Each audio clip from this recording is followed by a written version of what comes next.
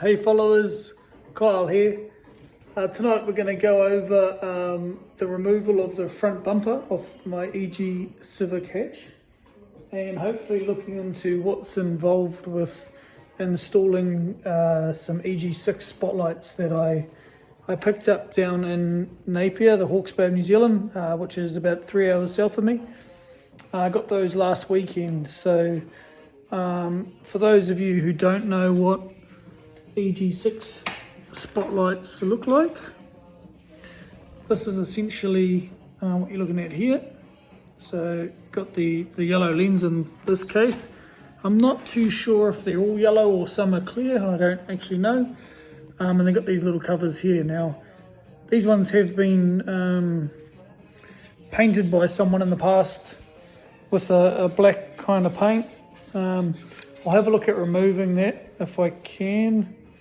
Yeah, see what happens there. Worst case, I guess I'll give them another coat with a colour close to what they come if I can't get that paint job off. But yeah, you can get reproduction spotlights. I've seen them advertised on eBay and locally on like Trade Me and the likes for about $200 a set, and they look like for like. Well, I mean, I haven't seen them in person, but to the untrained eye, I guess you'd be pretty happy with them.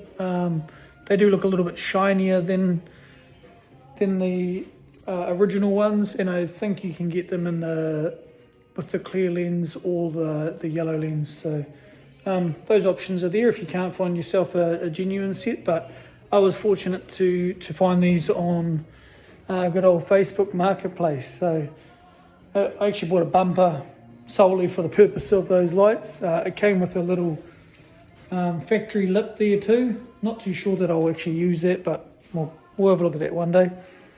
But yeah, what I'll do tonight is take this bumper off, have a look what's involved with installing them.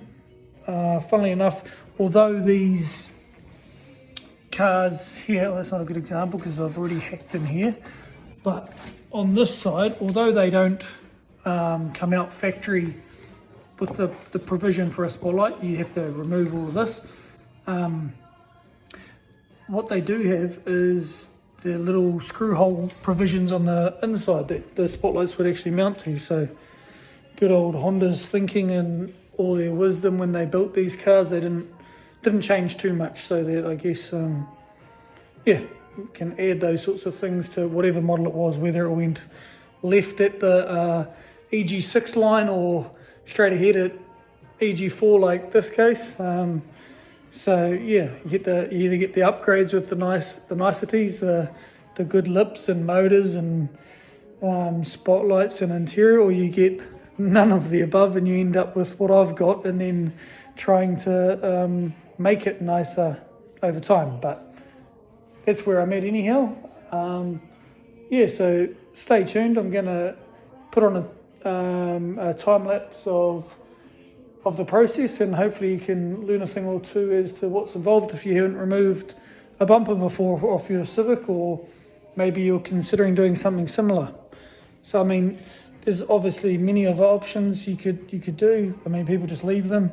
You could put in some air vents. This did have a Jay's Racing carbon air vent at one point. That's gone to a new home on a race car down in Hawke's Bay.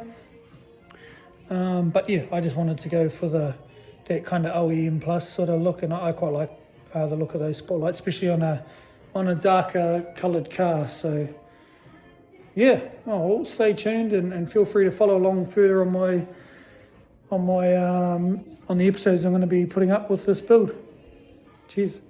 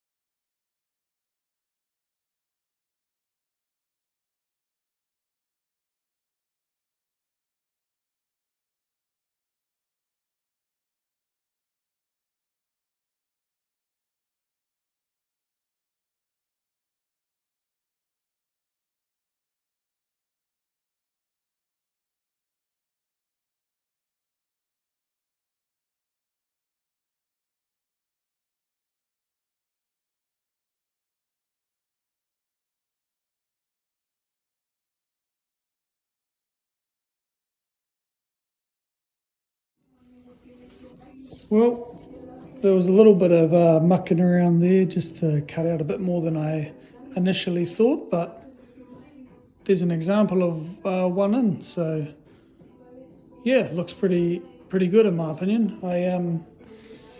I will definitely replace the wood screws that came with it in the front here, and yeah, definitely give us a clean up. I'll clean up the spotlight and the brackets that hold the spotlight as well. So I'll clean all that up. I'll give them a paint and everything like that. But yeah, no, it's come up good. I'm happy as with the look. It yeah, was a little bit of a fluff around, but anyhow, we got there. But I'd be interested to know in the comment section what your preference would be, if you like the look of the spotlight on the left, or perhaps just the more factory look on the right hand side there. So yeah, let me know. Obviously the EG6s come with a lip as well. I mean, it's not much of a lip. This one here has definitely seen better days than, oops, upside down, seen better days, that's for sure. It's rubbed on a few bumpers by a few pieces of ground by the looks, but anyhow, have I got that upside down again? I think it is just that twisted. Yep, it is twisted out of shape and beaten that it's yeah, she might be a bit of a mission to fit, but I don't know that I will, to be honest. It's, as you can tell, it's been screwed in multiple places, so I don't think that's the look I'm going for.